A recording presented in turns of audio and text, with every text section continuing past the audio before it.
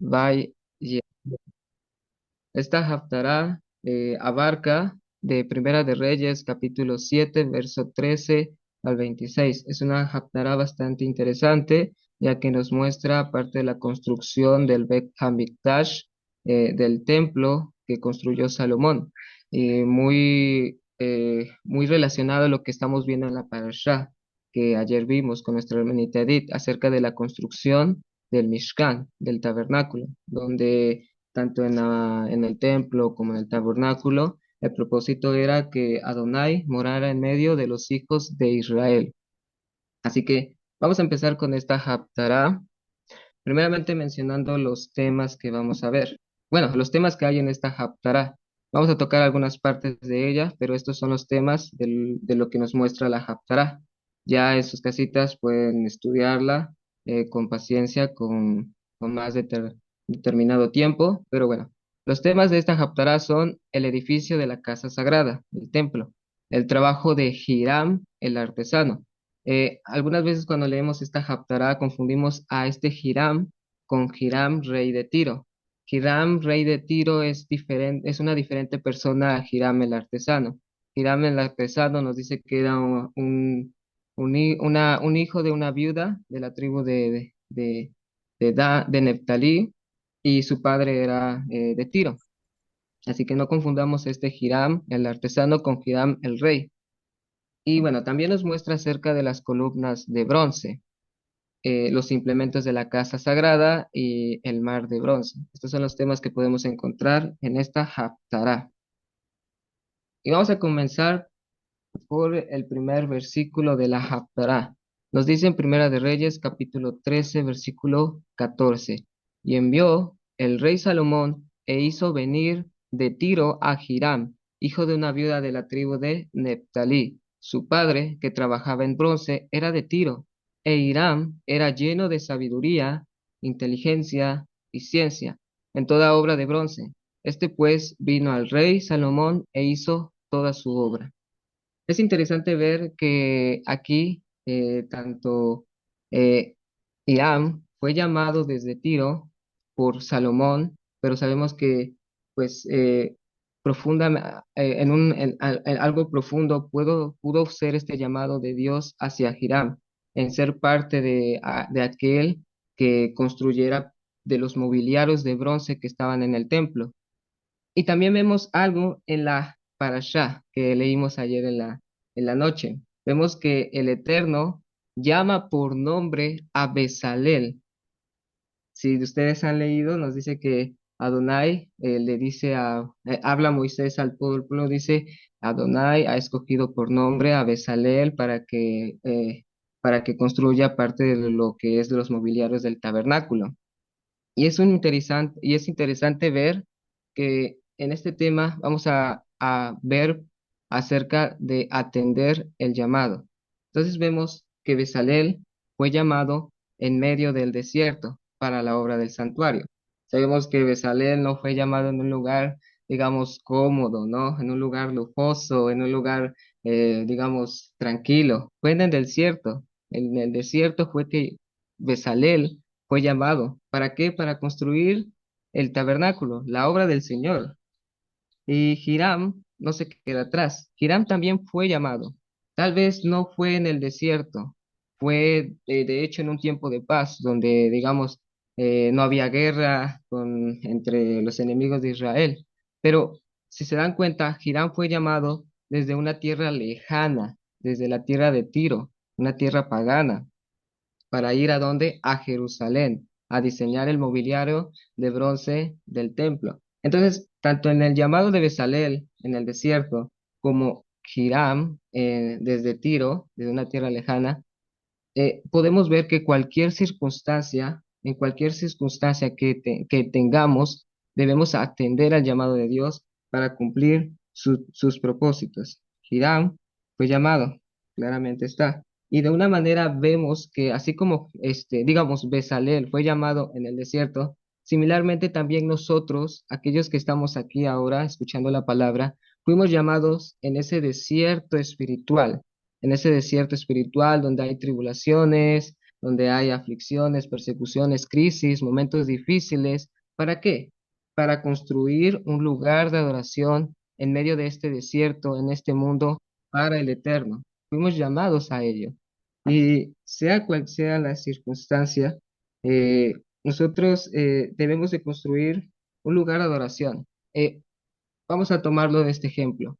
Hoy en día podemos sufrir, digamos, pasar tribulaciones o aflicciones eh, o crisis, y en en esos momentos nuestras almas se debilitan, ¿no? Pero podemos decir que en los momentos de crisis o de persecución o de aflicción o de tribulación es el momento indicado para construir un lugar de adoración para el Eterno. Bezalel construyó un lugar en el desierto. Así nosotros debemos de construir un lugar de intimidad con Adonai, obedecerle, trabajar para la obra de su iglesia, la obra de su reino, en medio del desierto, en medio de tribulación. Este es el momento indicado. Si tú hoy pasas por tribulación o rechazos o momentos difíciles, ten en cuenta que es la oportunidad para que en este mismo momento, aunque tu alma se sienta debilitada, trabajes en esa relación con el Eterno, busques de esa adoración genuina hacia Él. Y Hiram no se queda atrás. Hiram, aunque podemos aprender que también en los momentos de paz es cuando debemos de adorar, de construir, de trabajar para la obra del Señor, aunque sea en un tiempo de paz, debemos de disfrutarlo, claramente está. Pero tengamos en cuenta que Hiram también fue llamado desde un lugar lejano donde hay paganismo o donde adoran otros dioses, y él atendió a la voz del Señor para ir a Jerusalén y diseñar los mobiliarios, todo lo que tiene que ver con con el bronce, las columnas y la fuente que más adelante vamos a ver. Entonces, así como Hiram, nosotros también fuimos llamados espiritualmente de una tierra lejana, donde, digamos, hay paganismo, digamos, adorábamos a imágenes de yeso, eh, andábamos en doctrinas erradas de lo que es la Biblia, incluso algunos no creíamos en Dios, estábamos en un lugar como en Tiro, digámoslo así, en un lugar pagano, en un lugar en medio de donde el Dios de Israel no es el centro de ese lugar, ¿no? Y así estábamos, muchos de nosotros, así como Hiram, debemos de salir de esa tierra e ir en busca de esa nueva Jerusalén, donde estará el templo de Dios morando entre los hombres. Nuestra meta es llegar a ese lugar celestial que será implantado aquí en Israel.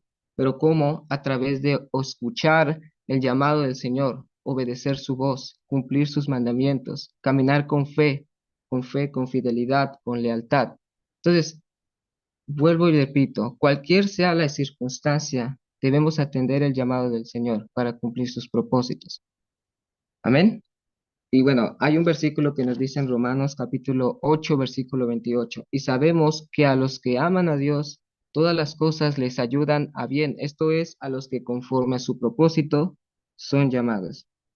Entonces, tú fuiste llamado, ahora que estamos aquí escuchando la palabra, ¿estamos dispuestos a seguir cumpliendo los propósitos de Dios en nuestras vidas, independientemente si pasamos por por esos momentos difíciles o si parece que el camino está largo y falta mucho para llegar a ese gran día?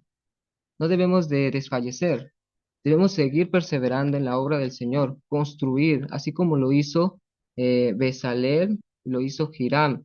Y algo muy importante de ver, que Hiram y Bezalel no estuvieron solos, fueron equipados del espíritu de Adonai, espíritu de sabiduría, de inteligencia y de conocimiento. De la misma manera, nosotros pasamos por este desierto construyendo, edificando para la iglesia de nuestro Dios o construyendo parte del reino con Dios, pero Dios no nos deja solos, nos da ese espíritu de Dios, ese espíritu de santidad que nos guía, que nos ayuda a entender en los momentos difíciles, que nos consuela, que nos ayudan a perseverar, a tomar decisiones conforme a su voluntad, que nos guíen a esa meta que es el reino. Todos queremos llegar al reino, es cierto, pero la manera en que nos conducimos va a determinar si queremos llegar o no.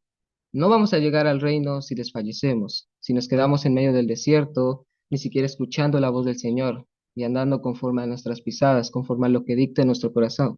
Para llegar a la meta del reino tenemos que atender a la voz del Señor, escuchar toda su palabra, comerla, estudiarla, vivirla. Esa es la manera en que determinará si nosotros queremos llegar a ese lugar santo, a ese lugar donde el Eterno morará en medio de su pueblo. ¿Ven? Ahora vamos con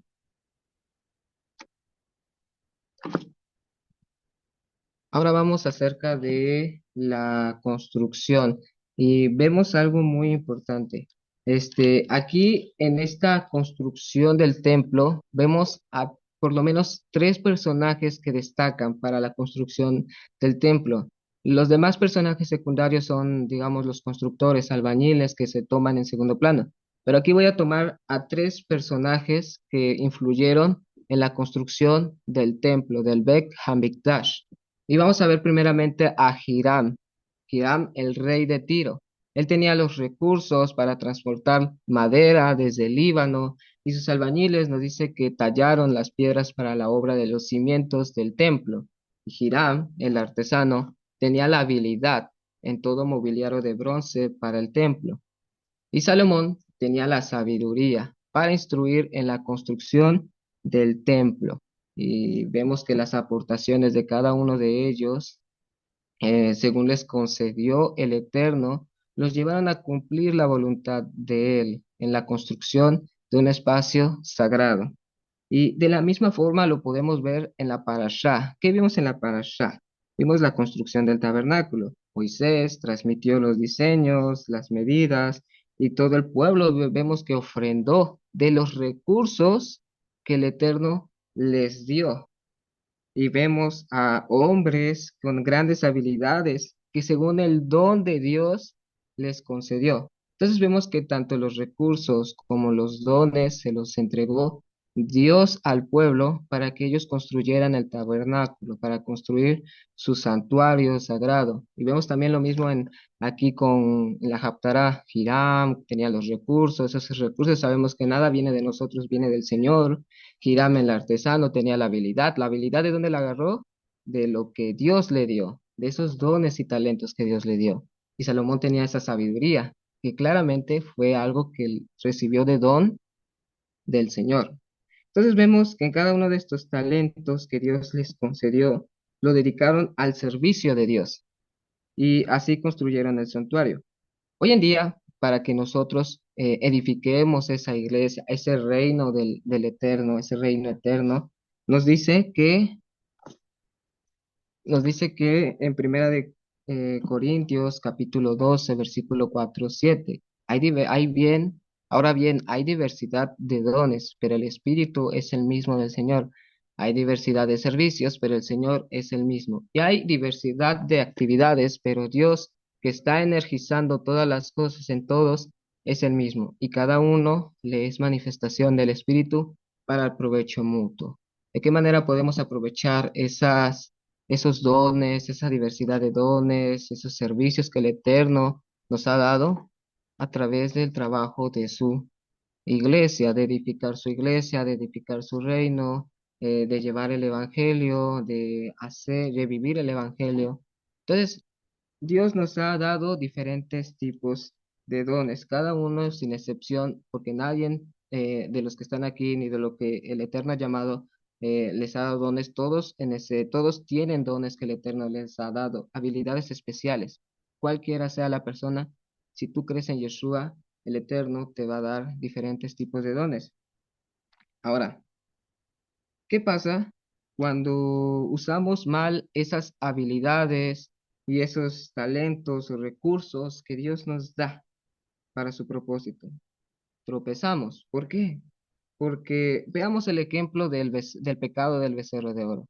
Nos dice que cuando Moisés no estaba en el campamento, el pueblo que hizo se desesperó y hicieron dioses para sí. Aarón, quien tenía habilidad en oro, y las dádivas del pueblo, los recursos que el Eterno les dio al pueblo, hicieron de él un becerro de oro. Vemos entonces que la habilidad que tenía Aarón era parte de lo que, digamos, de la diversidad de dones que da a cada uno de los hombres. Dios, Aarón tenía la habilidad y los recursos que tenía el pueblo, que en ese tiempo ofrendaron para, para hacer el becerro de oro, también provenían de Dios. El problema fue que esas habilidades, esos dones y talentos, no los usaron para los propósitos de Dios. Y a eso quiero llegar, que los dones y talentos deben ser alineados a la voluntad de Dios. El pueblo en ese momento del pecado del becerro de oro no hicieron la voluntad de Dios. Y aunque tanto Aarón y el pueblo celebraron para Adonai, no fue como él ordenó. Entonces, vemos que la habilidad de Aarón era un don, era un talento que Dios le dio. Y los recursos del pueblo eran la provisión de Dios, pero todas estas cosas que ellos tenían, las torcieron de la voluntad de Dios y se desviaron. Entonces, aquí aprendemos algo, usar lo que Dios nos da, no conforme a su voluntad, puede desagradarle. Entonces, actualmente hay personas que tienen habilidades como profetizar o hacer milagros, que es lo que comúnmente vemos en la Biblia, personajes que profetizan, que hacen milagros, pero algunos tienen otras habilidades, conocer más de la palabra, orar de una manera grandiosa, increíble, cantar, o dar dádivas al pueblo, etcétera, etcétera. Dios, cada uno puede tener esos tipos de habilidades, pero en el fondo, si no lleva esa persona, aunque tenga dones y talentos, una vida en intimidad a la voluntad de Dios, esa persona no significa que sea parte de Dios. No sé si me entienden en este momento. Y un ejemplo que podemos ver es en Mateo capítulo 7 versículo 21 al 23 donde nos dice, no todo el que me dice, Señor, Señor, entrará en el reino de los cielos, sino el que hace la voluntad de mi Padre que está en los cielos. Muchos me dirán en aquel día, Señor, Señor, no profetizamos en tu nombre y en tu nombre echamos fuera de demonios y en tu nombre hicimos muchos milagros. Entonces les protestaré, nunca os conocí, apartaos de mí, hacedores de maldad. Entonces vemos que así como estas personas que se refieren a este versículo, algunas personas pueden engañarse al pensar que están haciendo las cosas para Dios, pero en realidad no es así. Entonces, vemos, por ejemplo, ejemplos donde el Eterno ha derramado dones a personas y estos no los han usado conforme a la voluntad de Dios. Vemos a Balac, tenía el don de profetizar, incluso habló digamos, con Dios a través de la profecía. Pero ¿eso significaba que Balac era de Dios? Por supuesto que no. De hecho, él quería maldecir al pueblo de Israel por ganancias deshonestas. Entonces, así como vemos a Balac, también vemos, y con mucho respeto, a Salomón. Salomón tenía una gran sabiduría, pero también se desvió de los mandamientos de Dios y pecó contra Dios. Entonces, no porque una persona tenga grandes habilidades, significa que esa persona sea de Dios. Cuando una persona es de Dios, y lo vamos aquí a tener en referencia a lo que nos dice el pasaje que leí, de aquellos que hacen la voluntad de Dios, la voluntad de mi Padre. ¿Y quiénes son aquellos que hacen la voluntad de su Padre? Aquellos que son conocidos por Dios, porque incluso aquellos que decían tener grandes habilidades de profetizar, de hacer milagros, que les dice Yeshua, nunca os conocí. No significa que Dios no conozca a las personas. Lo que significa es que Dios no conoce a esas personas que tuvieron una relación íntima con Él, que obedecieron sus mandamientos por amor, que vivieron un estilo de vida en obediencia, en santificación, en hacer su voluntad con amor, con diligencia, con respeto, y solamente hicieron milagros, eh, se creyeron tanto por sus habilidades, que se ocuparon más de esas habilidades y esos milagros, afanándose, que no atendieron a lo que Dios quería de ellos, a que lo que Dios quería de ellos es que ellos, tuvieran esa relación con Dios, de vivir con Él, de mostrar su voluntad a través de ellos. No sé si me entienden en este momento. Entonces, los dones y talentos son habilidades especiales que Dios da a los hombres para la edificación de su iglesia. Y tan solo somos administradores de los dones y talentos que Dios nos da.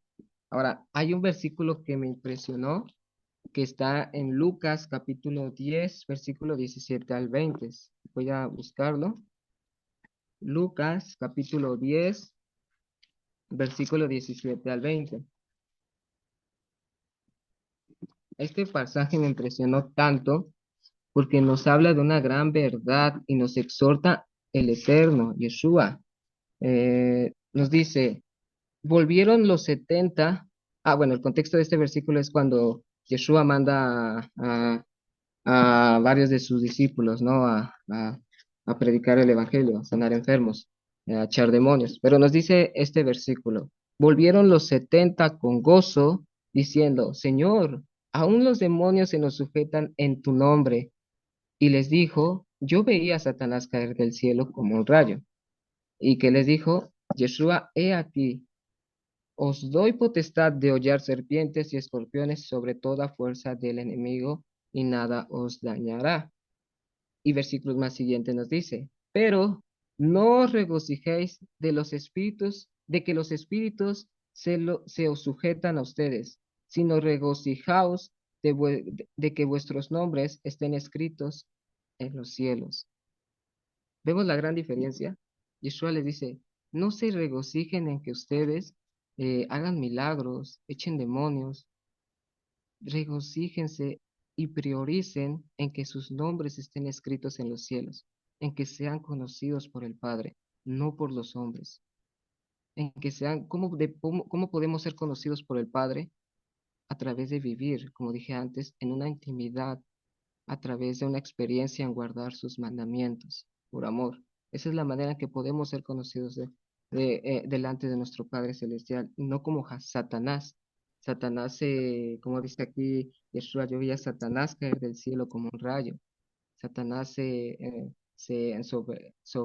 tenía la soberbia, ¿no? Se creía más, se quería poner su trono sobre los cielos, como el trono de Dios. ¿Y qué Mm, pasó? Todas estas cosas lo hicieron caer. Entonces, cuando vemos y debemos de cuidar, no tengamos en cuenta en que eh, hagamos diferentes habilidades o más lo que se puede ver aquí, ¿no? Predicar como un gran clérigo, eh, tener varias interpretaciones de la palabra, eh, estudiar, saber toda la Biblia de derecha hacia atrás o cantar de una manera tan hermosa como Los Ángeles, hablando de una alegoría, o, o orar, digamos, de una manera tan increíble. O sea, hay grandes habilidades y se nota en cada uno de ellos. Pero si en el fondo de nuestro corazón no tenemos a Dios, eso no significa que seamos de Dios. Para que seamos de Dios, tenemos que ser esos hombres que tengan el fruto del Espíritu Santo dentro y que sean movidos en acción a través de obedecer el Espíritu de la Santidad. De nada sirve ser un metal que retiñe si no hay fruto en nosotros.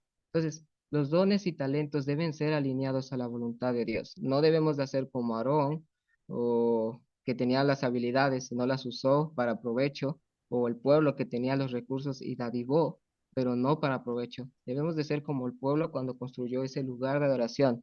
Ofrendó para construir un lugar de adoración el pueblo, y aquellos que tenían habilidades lo usaron para cumplir los propósitos de Dios.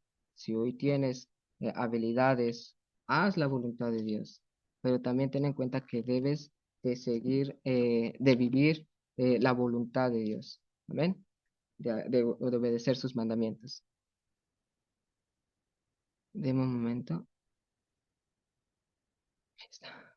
Ahora,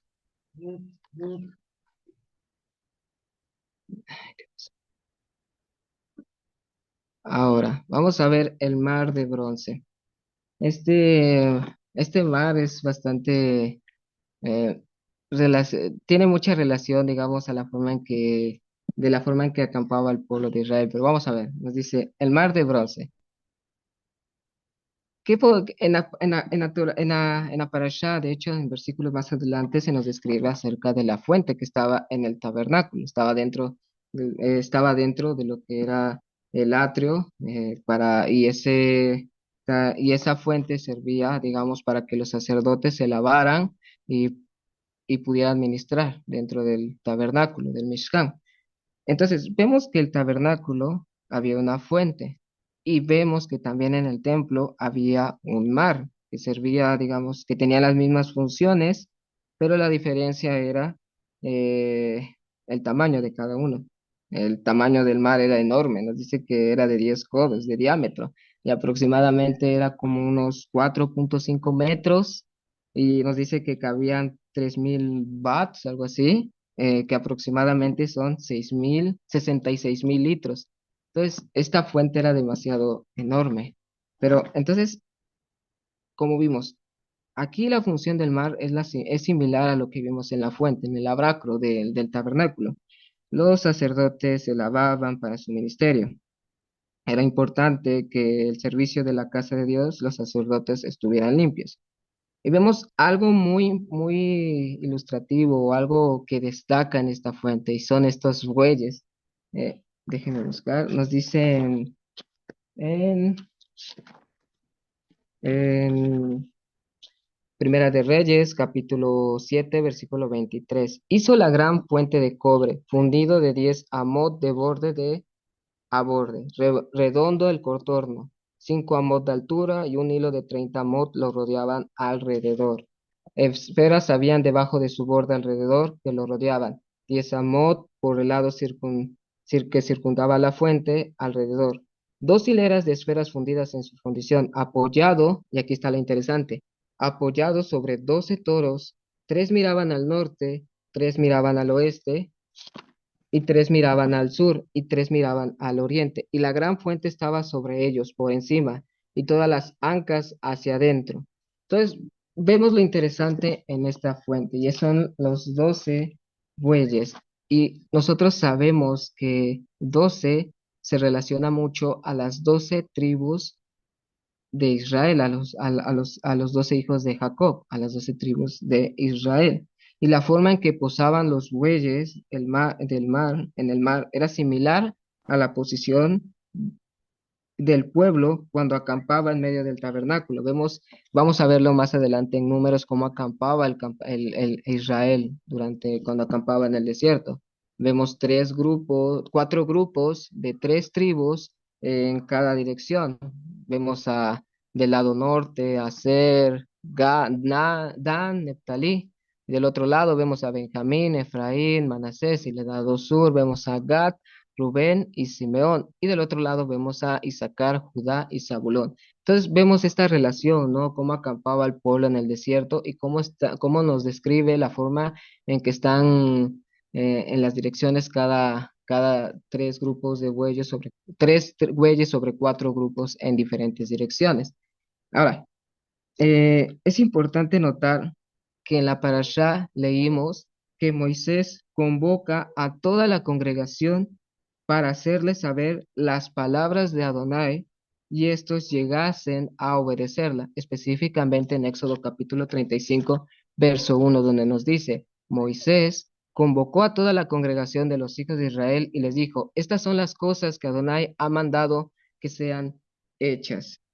Entonces, es importante notar aquí cómo representa cada una de ellas a lo que es nuestra Haftarah y lo que es de la fuente. El agua del mar puede representar a la palabra del Señor y la obediencia a su capacidad de hacernos limpios. No sé si me entiendo acá. Aquí Moisés le dice, Moisés les mandó a escuchar y a obedecer. Y de la misma forma es lo que puedes verse en lo que hace la Torá, que son esas aguas vivas que nos limpia, así como vemos en la imagen, como el agua que cae de la llavecita cae sobre esa copa donde hay agua sucia y cada vez que cae esa agüita va limpiando todo lo que hay en esa vasija, ¿no? ¿Y por qué lo digo? Vemos en un Salmos, capítulo 119, verso 9, donde nos dice, ¿con qué limpiará el joven su camino? Con guardar tu palabra. No nos dice solamente con escuchar la palabra, sino dice con guardar su palabra, con obedecerla, así como el pueblo le mandó, así como Moisés le mandó al pueblo. Escuchen para que hagan de acuerdo a todas las cosas que el Eterno les ha dicho. Entonces, el pueblo debe lavarse de las aguas que brotan del Señor a través de su palabra. Cuando cumplimos un mandamiento, se refleja una purificación en nuestras almas de cualquier impureza. Lo que hace el mandamiento es lavarnos de todo mal en nosotros, es decir, corrige todo pensamiento de rebeldía contra Dios. Es por eso que también en un salmo nos dice que la ley del Señor es perfecta, que convierte el alma. Y eso es lo que hace la ley del Señor, convierte nuestras almas para mal, por supuesto que no, para bien. Él quiere quitar esas impurezas de nuestros corazones, todo pensamiento maligno, deseo lujurioso, y cuando aprendemos a tener dominio sobre todas estas cosas malas que hay en nosotros a través de la obediencia, produce ese efecto de limpieza o de transformación. Y vemos, ahora, ojo, y como dije antes, la transformación o la limpieza interior de nuestras almas está en obedecer la palabra de Adonai. Ya lo vimos, guardar la palabra de Adonai. No solamente escucharla, si solamente la escuchamos y no actuamos conforme a la palabra del Señor, ¿qué va a pasar? Nada, no va a ser un cambio en nosotros. Solo nos va a llenar de conocimiento, pero de obras, de frutos, no. Entonces, escuchar solamente la palabra, pero no ponerla por obra, no va a ser un cambio interior en nosotros. Va a ser un cambio interior cuando la escuchemos y la obedezcamos. Entonces, hay que ser hacedores y no solo oidores, como nos dice también en Santiago, capítulo 1, versículo 23 al 24, donde nos dice, capítulo, nos dice, porque si alguno es oidor de la palabra, pero no hacedor de ella, este es semejante al hombre que se considera en un espejo su rostro natural, porque el que se considera a sí mismo y se va, luego se olvida como era. Mas el que mira atentamente en la ley perfecta, la de la libertad,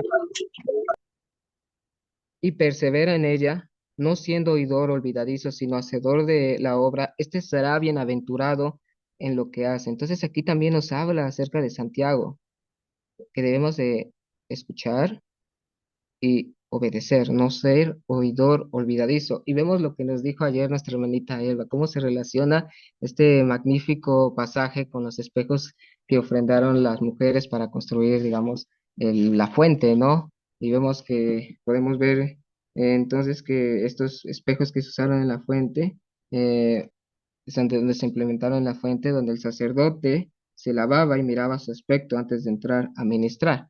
Entonces, todo esto va relacionado con lo que el pasaje de Santiago, con lo que nos muestra la fuente, con los primeros versos de la parashá, de escuchar, pero también obedecer. Las dos cosas deben de ir eh, en unión para ser limpiados de toda esa maldad. ¿Qué nos dice que es la Torá?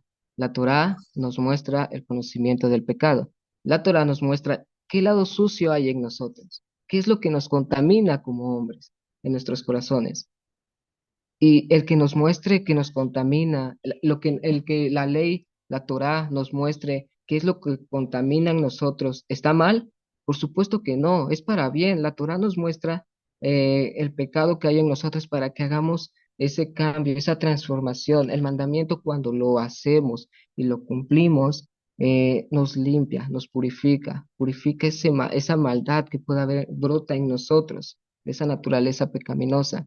Entonces, vemos que es muy importante el, el escuchar como el obedecer, ¿no? Si queremos ser limpiados por la palabra, y veo que alguno, yo incluso muchas veces puedo decir, yo fui limpio por la palabra, pero se debe reflejar a través de la obediencia. Con leerla y estudiarla, no va a ser solo ese el cambio. Es parte de esa transformación, sí, pero no se debe de quedar ahí. Debemos de ponerla en práctica día a día para llegar a esa transformación que el Eterno quiere de nosotros, a la imagen del Hijo de Dios, que es Yeshua. Amén. Ahora, por último, vamos a ver las columnas de bronce. Hay varias interpretaciones de acuerdo a estas columnas. La verdad, solamente pues vamos a ver algunas. Hay interpretaciones bastante controversiales, unas no me gustan, claramente, unas son antibíblicas, pero bueno, aquí en Primera de Reyes nos dice eh, y vació dos columnas de bronce. ¿Quién lo hizo? Hiram. Acordamos que Hiram fue quien hizo las columnas. Hiram vació dos columnas de bronce. La altura de cada una era de 18 codos. Estas columnas erigió en el pórtico del templo, y cuando hubo alzado la columna del lado derecho, le puso por nombre Jaquín, y alzando la columna del lado izquierdo, llamó su nombre Boaz. Vemos algo interesante que en el nombre de estas dos columnas, el nombre de la primera columna que llamó Jaquín en hebreo eh, significa él establecerá, y Boaz, desde su significado, se puede entender como firmeza. Y muchos interpretan este pasaje a las características del reino de David. Eh, Estas palabras, establecerá y firmeza, pueden hacernos pensar del pacto de Dios, del Eterno, con David, cuando le dijo en segunda de Samuel, capítulo 7 versículo 16: será afirmada tu casa, será afirmada tu casa, y tu reino para siempre delante de tu rostro, y tu trono será estable, Joás, eternamente. Entonces vemos esa promesa de Dios con David. Sabemos que sin Dios, no, sin Dios, bueno, Dios le hizo esta promesa a David. Y vemos eh, ratificada esta promesa, por así decirlo, en esas dos columnas de bronce que hizo Hiram. Entonces, vemos que el Eterno es fiel con sus promesas. Él lo que hace, lo que comienza, le da continuidad. Lo que es de Dios es seguro y firme. De momento nada más.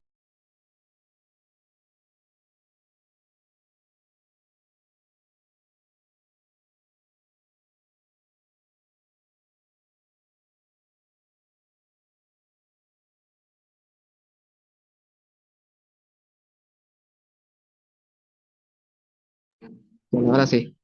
Que estábamos, bueno. Entonces vemos que lo que Dios hace le da continuidad, y lo que es de Dios es seguro y firme. Ahora vemos también relaciones de columnas en el Nuevo Testamento, en el Brit Hadashah, donde también encontramos columnas utilizadas de manera simbólica. Por ejemplo, podemos verlo en la relación de Jacob, Cefas y Juan, que eran considerados como columnas debido a la responsabilidad que tenían en la iglesia de conservar y obedecer la palabra de Adonai. Y también vemos las columnas utilizadas en forma colectiva para todos los que forman la iglesia. Dice que aquellos que conforman la iglesia de Dios viviente son columnas y baluartes de la verdad. Y vemos en Apocalipsis incluso también nos habla acerca de columnas, de aquellos que vencieron en guardar la palabra de Dios, de Adonai, y él os haría columnas en el templo. Lo vemos en Apocalipsis 3:12: al que venciere, yo lo haré columna en el templo de mi Dios, y nunca más saldrá de allí, y escribiré sobre él el nombre de mi Dios y el nombre de la ciudad de mi Dios, la nueva Jerusalén, la cual desciende del cielo de mi Dios, y mi nombre nuevo. Algo que podemos entender acerca de estas columnas. Si solamente, ¿qué es lo especial de estas columnas? Las columnas solamente fueran algo simple, pero vemos que tienen un gran valor, porque estas incluso recibieron un nombre y fueron puestas en un lugar sagrado.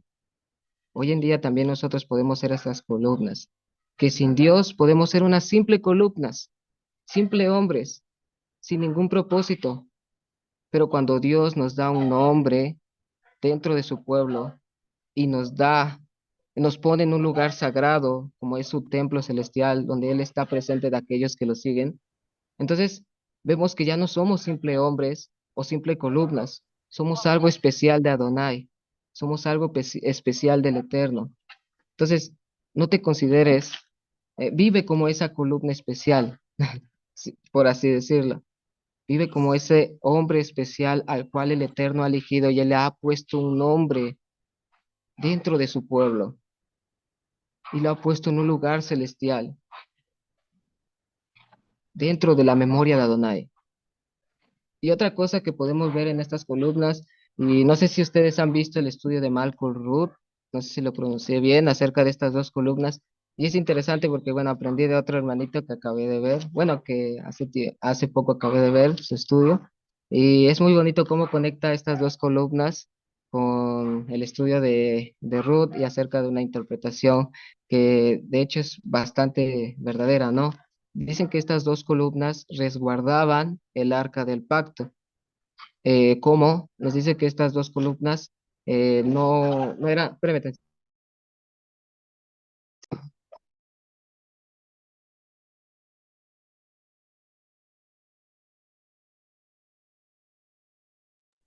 no pasan inconvenientes. Entonces nos dice que estas dos columnas no eran simple columnas, por así decirlo. Tenían un propósito, resguardar el arca del pacto. Tenían una estructura donde dice que estas dos columnas tenían la función de esconder esa arca del pacto si pueblos enemigos trataban de robarla. Y nos dicen ese estudio de Michael Root que los invito a ver, donde esas dos columnas, pues era lo que hacía, resguardar el arca del pacto. Eh, ahora, vemos que estos planos acerca de todo lo que hay en el templo, todos los diseños, fue lo que Salomón instruyó, pero estos planos primeramente fueron inspirados o fueron dichos o fueron dados por el rey David. El rey David, por inspiración divina, sabemos que él tenía inspiración divina, hizo estos planos y se los dio a Salomón. Esto lo podemos ver en un capítulo de Crónicas, espero que algunos de ustedes lo puedan encontrar, pero nos dice que él hizo el templo de acuerdo a los planos que David le dio. Y vemos que pues Salomón sabía, por inspiración divina, que iba a ser destruido el primer templo, el templo que él construyó. Y él construyó esos planos de acuerdo a que de acuerdo a que priorizaran que el arca del pacto fuera resguardada y tenía esa función esos dos capiteles. Dice que esas dos columnas que tenían arriba unos capiteles, pues tenía un mecanismo donde, bueno, bajaba una compuerta y subía otra y de esa manera se escondía el arca del pacto. Nos dice que esas dos columnas eran huecas, de hecho está en la Biblia también que esas dos columnas eran huecas, pero un agregado nos dice que esas dos columnas estaban llenas de arena. Entonces, cuando se apretaba un capitel, bajaba una compuerta y se apretaba otra columna y escondía lo que era el arca del pacto. Les invito a ver el estudio. Entonces, ¿qué era lo principal que tenía en mente Salomón al construir el templo? Resguardar el arca del pacto si ésta llegaba a ser, si el templo llegaba a ser destruido por sus enemigos. Y vemos algo interesante en la parashá, que nos habla, que es lo primero que construyó Bezalel, el arca del pacto. El arca del pacto, ¿qué contenía dentro del arca del pacto? La ley del Señor, la Torá, las tablas del pacto. Y vemos que estas dos columnas era lo que tenían esa intención de resguardar, de proteger esa arca del pacto donde estaba las tablas de Dios, los mandamientos, los 10 mandamientos. Eh, y algo muy interesante es que vemos simbólicamente, y esto lo aprendí de hermano, acerca de, así como estas dos columnas protegían y resguardaban el arca del pacto, que era lo más íntimo que estaba en el templo y también en el tabernáculo. De la misma manera, nosotros tenemos dos columnas en nuestro cuerpo. Sabemos que somos templo del Espíritu Santo, pero nosotros en nuestro cuerpo tenemos dos columnas. Una columna izquierda, una columna derecha, que es nuestro pie derecho, y otra columna izquierda, que es nuestro pie izquierdo. Y entonces, nuestras columnas, que son nuestros pies con los cuales caminamos, deben de resguardar esa Torah que el Eterno ha puesto en nuestros corazones, esa ley, como el arca del pacto. Entonces, la manera en que caminemos, que usemos esas columnas que Adonai ha puesto en nosotros, esos dos pies, de la manera en que caminemos, va a determinar de qué manera estamos guardando la ley de Dios en nuestros corazones. Si estamos caminando en santidad, estamos caminando hacia el mundo o si estamos caminando hacia el mundo. ¿De qué manera resguardamos la Torá en nuestros corazones? ¿Cómo estamos caminando? ¿Te has puesto a analizar de qué manera hoy en día tú te paras, tus pies ahora están, digamos, escuchando la palabra de Adonai, están resguardando esa ley, pero sale Shabbat, ¿y a dónde van tus pies? ¿A dónde van esas dos columnas que el Eterno te ha dado? Se van después, se van rápidamente a atender las cosas del mundo, a, no sé, a fiestas desenfrenadas, a actos ilícitos, a lo mundano. Entonces, ¿cómo estamos resguardando la Torá, esa Torá que el Eterno ha puesto en nuestros corazones? ¿De qué manera estamos caminando para resguardarla, para proteger ese regalo que el Eterno nos ha dado?